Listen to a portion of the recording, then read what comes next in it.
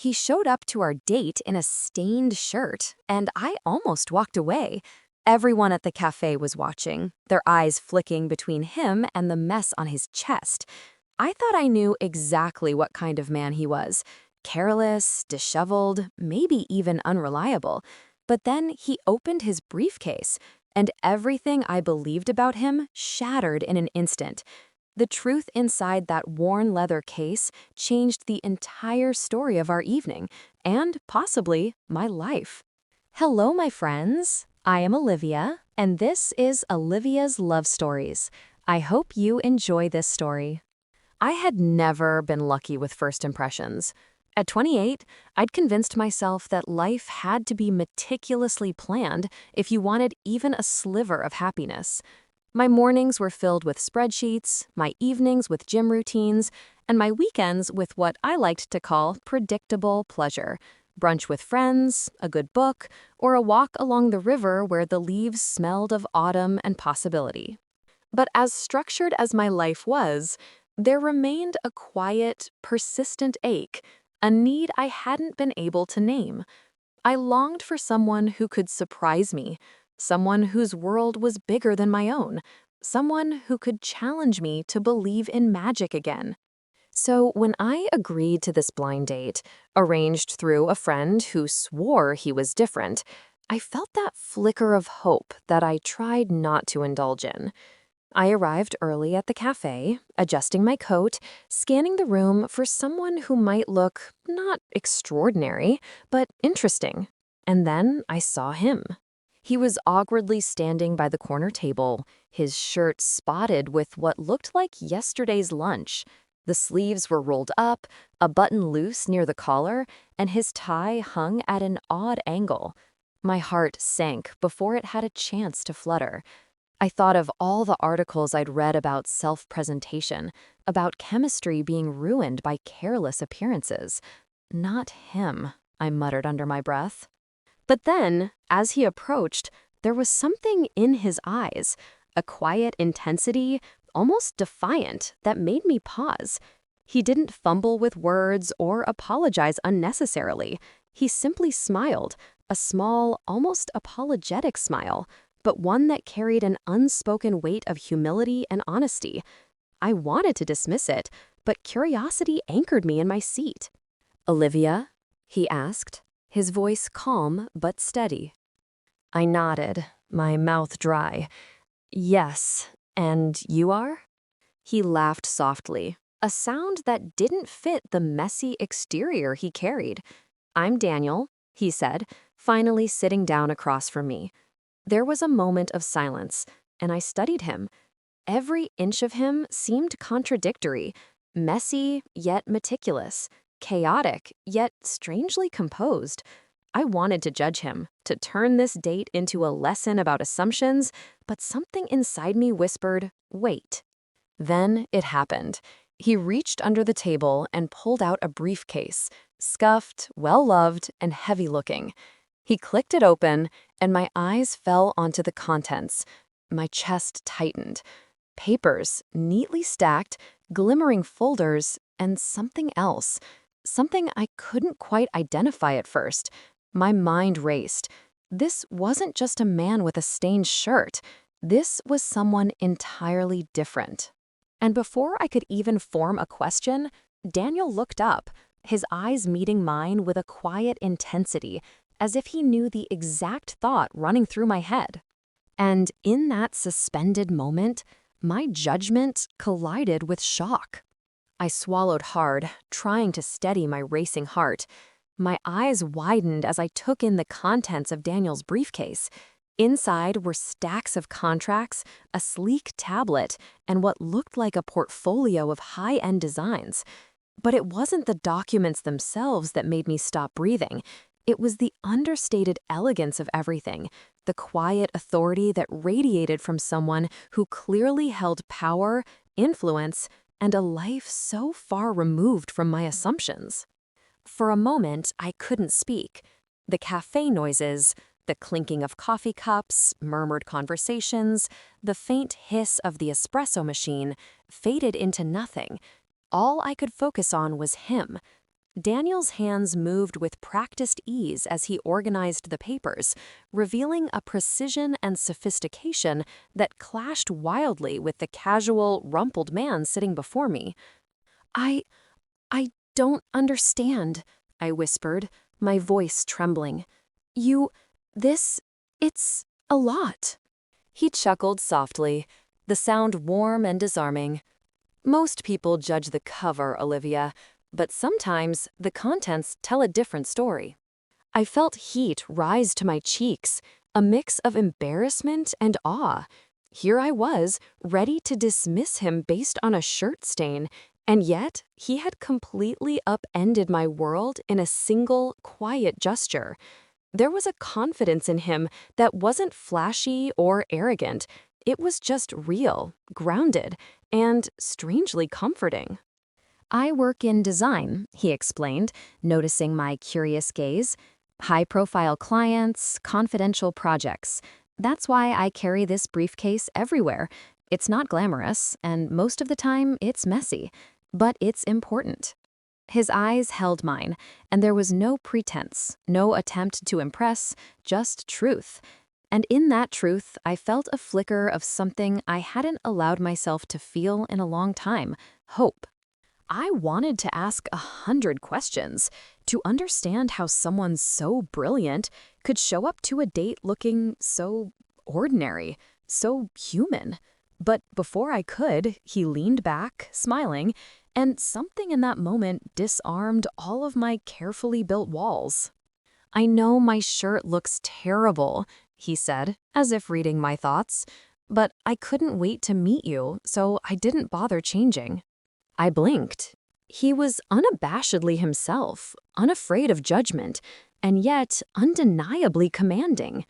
The contrast between the man before me and the one I had assumed he was moments ago left me dizzy.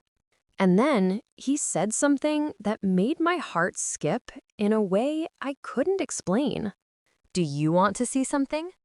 Before I could answer, he reached into the side pocket of his briefcase and pulled out a small, leather-bound sketchbook.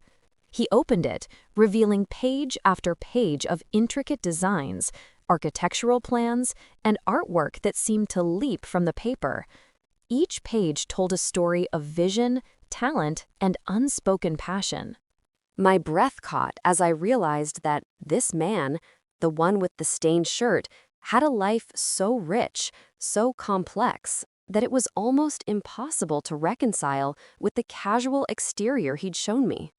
I felt a mixture of admiration, curiosity, and something far more vulnerable, the fear of having misjudged him, and the thrill of discovering that perhaps, just perhaps, I was meeting someone extraordinary.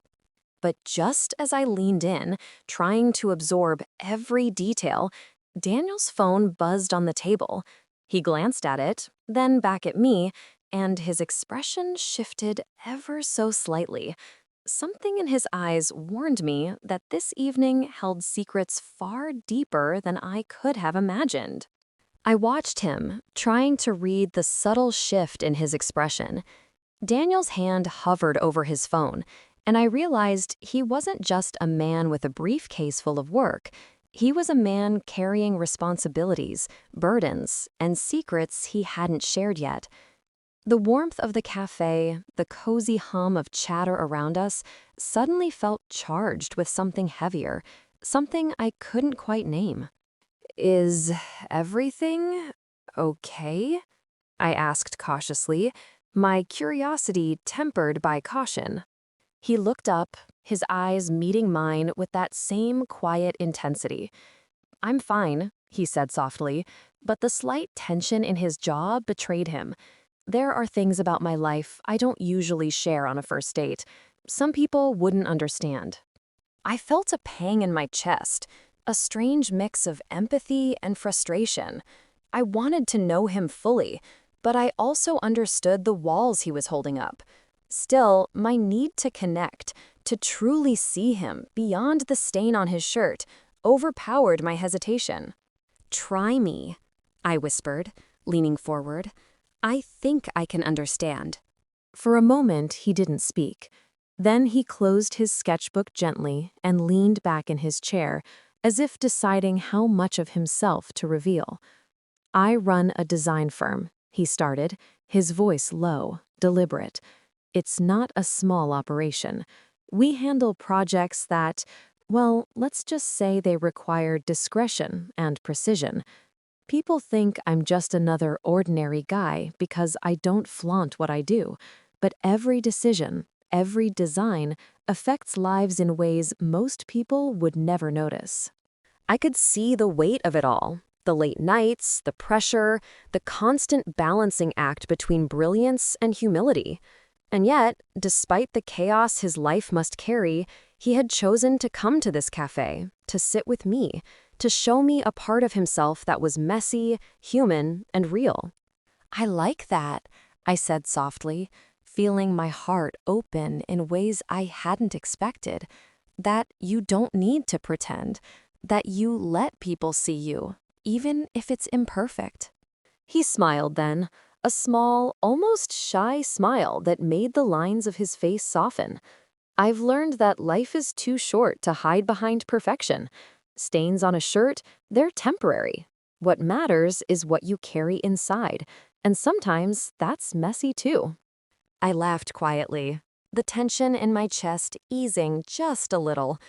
Well, I said, my eyes drifting to the briefcase still lying open on the table, you're carrying something extraordinary in there.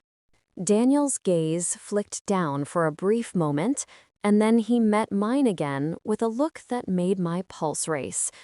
I want to show you something, he said. There was a hint of hesitation, like he was weighing the risk of letting me in further, something I don't normally reveal to anyone. Before I could ask, he reached back into the briefcase, pulling out a small, velvet-lined box. My stomach dropped. This was no ordinary reveal, no simple document or sketch. My mind raced through possibilities, fear and excitement twisting together in a knot. Daniel's hand hovered over the box for a moment, and I felt the entire cafe fall away. The ambient noise, the clinking cups, laughter, soft conversations, faded into nothing. My heart hammered in my chest as he slowly lifted the lid. And there it was. And there it was, a delicate, handcrafted pendant, the kind that seemed to glow even under the soft cafe lights. My breath caught, my hands instinctively reaching toward it as if drawn by some invisible thread. It wasn't just beautiful, it was extraordinary. Every tiny detail, the way it shimmered, the precision of its design, spoke of someone who poured not just skill, but heart into their work. Daniel watched me carefully, his eyes searching mine for a reaction. It's a prototype for a charitable project I've been developing, he said quietly. The proceeds go to communities rebuilding after disasters.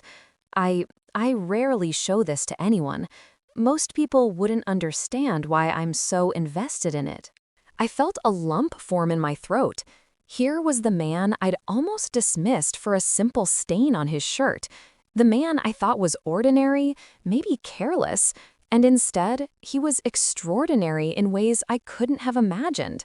He carried the weight of responsibility, the power to change lives, and yet he did it quietly, humbly, without seeking recognition. Daniel, I whispered, my voice breaking slightly. I judged you.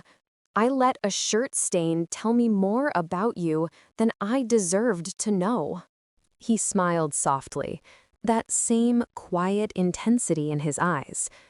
Most people judge what they see first, but sometimes the truth is in what's hidden, in what you don't notice right away. I'm glad you stayed. Tears pricked my eyes, a mixture of relief, awe, and something deeper, hope.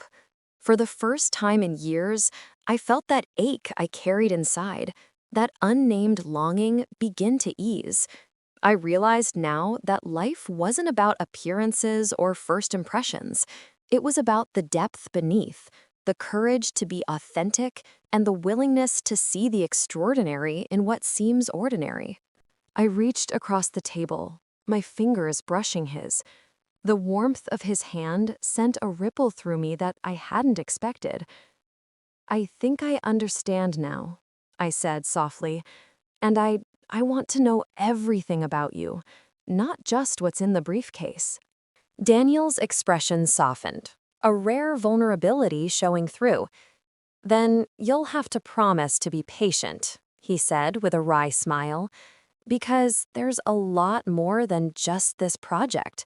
But if you're willing, I'll share it all." I laughed, a light, genuine sound, feeling lighter than I had in years. "I'm willing," I said. "I've been waiting for someone worth seeing the whole story." And in that moment, surrounded by the hum of the cafe, the scent of coffee and pastries filling the air, I realized that sometimes the most extraordinary people are hiding in plain sight. The man I almost walked away from was, in fact, the one I had been waiting for all along. As Daniel closed the briefcase gently, tucking the pendant safely inside, I knew this was just the beginning. Not just of a date or a relationship, but of discovering the layers beneath, the stories behind the smiles, and the quiet heroism in everyday life. And for the first time, I felt truly seen and ready to see him, completely, without judgment, with all the curiosity and hope my heart could hold.